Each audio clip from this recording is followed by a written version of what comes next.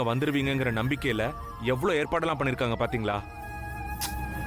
இதெல்லாம் எனக்கு தெரியும் சூர்யா. நீ தான் என்ன கம்பல் பண்ணி இங்க கூட்டிட்டு வந்திருக்க.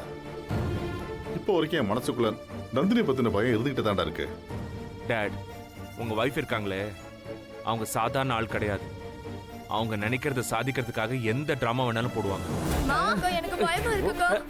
நீ அப்பாக்கு ஃபோன் பண்ணு. பண்ற, நீ தட்டு. அம்மா phone பண்ணு. அத்தை அம்மா, கதவு திறங்கம்மா. வெளியில வாங்க அத்தை. எப்படி பார்த்தாலும் நீங்க இந்த நேரத்துல வீட்டுக்கு வரதான் சரி டாட். ஆனா நந்தினி இன்னும் கிடைக்கலையே.